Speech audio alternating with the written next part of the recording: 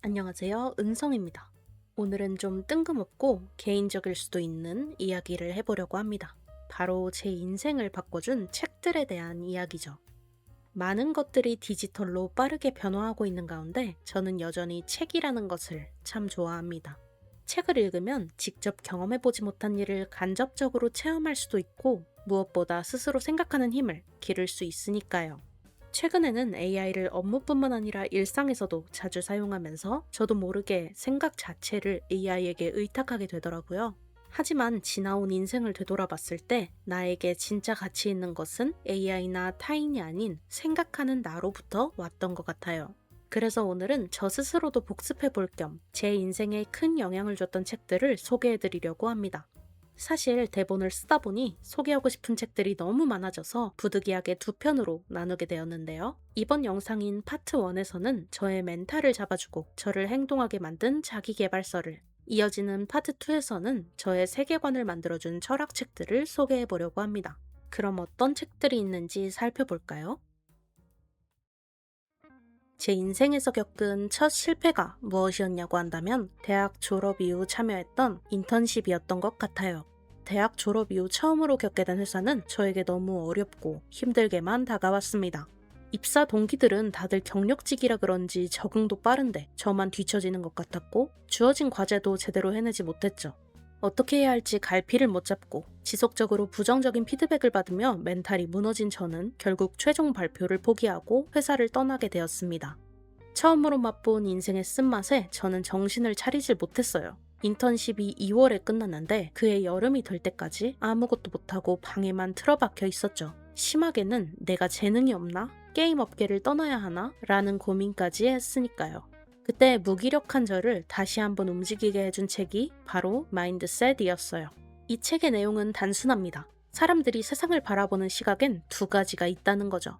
바로 고정 마인드셋과 성장 마인드셋입니다. 고정 마인드셋을 가진 사람들은 스스로 또는 타인의 능력을 단정짓고 평가합니다. 사람의 재능은 타고나는 것이고 절대 변하지 않는다고 믿는 거죠. 반면 성장 마인드셋은 배움에 집중합니다. 우리는 언제나 지금보다 더 나아질 수 있다는 태도로 인생을 바라보는 거죠. 성장 마인드셋을 가지면 실패 속에서도 배울 점을 찾아 성장할 수 있고 더 나아가 어려운 상황 속에서도 스스로를 이해하고 보살필 수 있게 됩니다. 이 책을 읽고 저는 정신이 번쩍 들었어요. 이제 시작일 뿐인데, 아니, 이제 시작하는 입장이 아니더라도 사람은 언제나 더 나아질 가능성을 안고 살아가는 존재인데 왜 나는 당장의 부족함 때문에 지레 겁먹고 포기하려 했지? 지금 당장은 조금 부족하게 느껴지더라도 내가 하고 싶은 것, 내 목표에 계속해서 도전한다면 그 과정에서 분명 성장할 것이고 결국 원하는 바를 이룰 수 있을 거라는 믿음을 이 책 덕분에 갖게 된 것이죠. 지금 돌이켜보면 인턴십에서 겪은 좌절도 단순한 실패가 아니라 제가 정신적인 성숙을 이룰 수 있는 기회이자 좀 더 저에게 맞는 방향으로 커리어를 전환할 수 있었던 소중한 계기였던 것 같아요. 다음 책은 블랙저널입니다. 앞서 소개한 마인드셋이 제 생각을 바꿔준 책이라면 블랙저널은 제 행동을 바꿔준 책입니다. 블랙저널링은 우리의 한정된 시간과 에너지를 올바른 곳에 쓰기 위해 고안된 하나의 기록법입니다. 특이한 점은 기성 다이어리와 달리 빈 노트에 내가 필요한 템플릿을 직접 만들어 사용하는 모듈식 구조라는 거예요. 일반적인 일기나 플래너의 역할도 하지만 블랙저널의 가장 큰 차별점은 나 자신에게 온전히 집중할 수 있도록 단단한 프레임워크를 제공한다는 점입니다. 하루를 기록하는 방법부터 계획한 것을 실행하고 성찰하는 것까지 삶의 시스템을 정립하는 데 큰 도움을 주죠. 제가 직접 만든 페이지 중에 가장 도움이 됐던 건 스스로를 깊게 분석해보는 페이지들이었어요. 가령 나의 장단점을 나열해보면서 단점이라고 믿었던 것들을 장점으로 승화시킬 수 있도록 표현을 바꿔보기도 했고, 내가 가진 두려움들을 쭉 적어보면서 나를 가로막고 있는 것의 실체가 무엇인지, 어떤 마음가짐으로 탈피해야 하는 건지 깨닫게 되기도 했습니다. 내가 원하는 만큼 자유롭게 페이지를 구성하면서 자신을 있는 그대로 마주하고 인정하고 그리고 더 나은 사람이 될 수 있도록 탐구할 수 있다는 게 블랙 저널링의 첫 번째 장점이고, 그런 귀중한 기록들이 여기저기 흩어지지 않고 공책 한 권에 온전히 모인다는 게 두 번째 장점입니다. 그리고 우리가 플래너를 쓰다 보면 가끔 컨디션이 안 좋아서 며칠 공백이 생길 때가 있잖아요. 그럼 그 빈 공간이 은근히 부채감이 되기 쉬운데 블렛 저널은 멈췄다면 멈춘 대로 돌아온 지점부터 다시 이어나가면 된다는 것도 매력적인 것 같아요.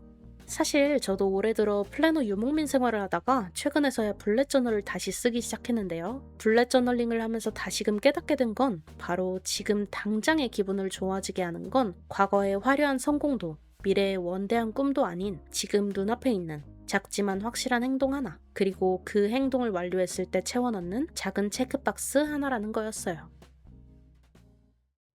거창한 미래를 계획하다가 실행하기도 전에 미리 지치고 에너지가 소진돼서 막상 계획은 손도 못 대고 그런 자신을 탓하면서 무기력한 하루를 보내는 일이 반복되고 있진 않나요? 네, 바로 얼마 전에 제 얘기였습니다. 저는 퇴사 후에 홀로 서기를 시도하고 있지만 매일 반복되는 하루 속에서 점차 매너리즘에 빠지게 되었고 최근에는 일상의 패턴이 무너지기까지 하면서 강제성 있는 시스템의 부재가 치명적으로 느껴지더라고요. 그러던 중 지인분께 추천을 받아 읽은 게 바로 이 책 루프였습니다. 여기서 루프란 일련의 감정과 행동의 연쇄고리를 의미합니다. 우리는 보통 잘못된 행동을 했을 때 행동 그 자체와 결과만 두고 자책하죠. 하지만 이 책은 그 행동을 불러일으킨 신호에 주목합니다. 나는 왜 늘 같은 감정에서 같은 행동으로 가는가? 라는 본질적인 질문을 던지는 거죠.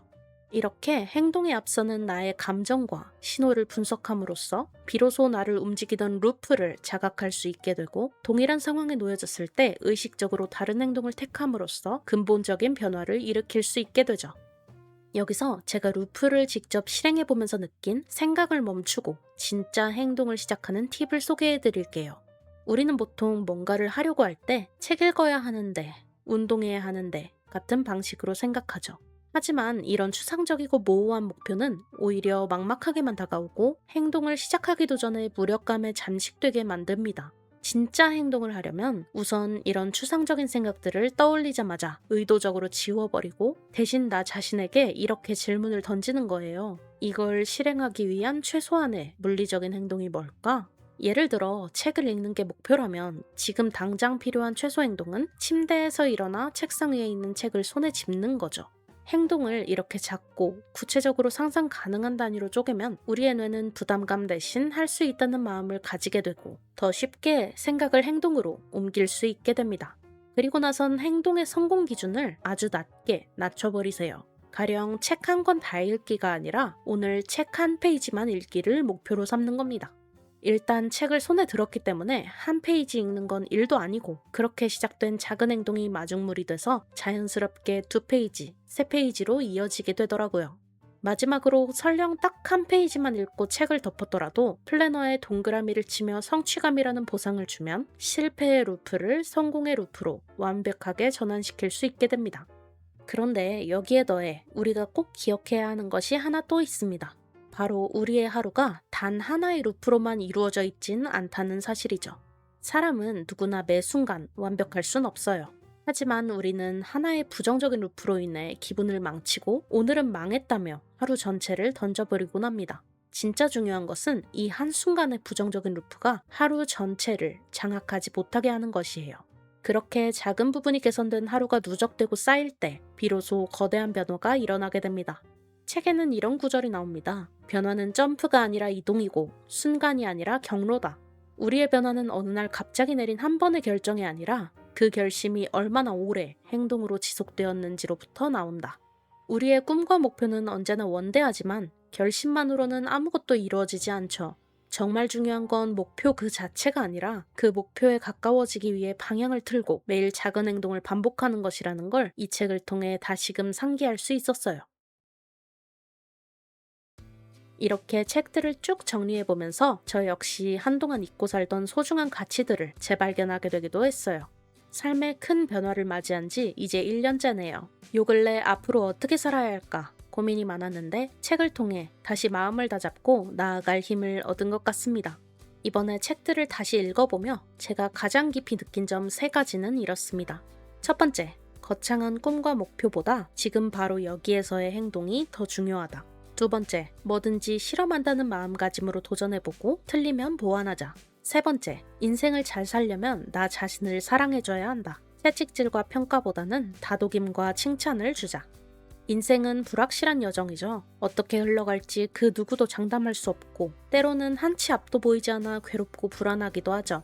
하지만 인생은 바로 그 점 때문에 가장 아름다운 것이 아닐까요? 어떻게 해야 할지 모르겠다가 아니라 정해진 것이 없으니 무엇이든 해봐도 된다는 관점으로 삶을 바라보면 이전에는 보이지 않던 새로운 가능성들이 눈에 들어오기 시작할 거예요. 트라이얼 앤 에러라고 하죠. 일단 해보고 안 되면 바꾸면 됩니다. 그 과정 자체가 성장이고 행복이니까요. 인생의 방향을 잃고 갈팡질팡 고민하고 계셨다면 오늘 제가 추천해드린 책들을 한 번쯤 펼쳐보셨으면 좋겠습니다. 영상 재밌게 시청하셨나요? 영상이 유익하셨다면 구독과 좋아요 부탁드리고요. 이어질 파트 2 철학편도 많이 기대해주세요. 지금까지 시청해주셔서 감사합니다.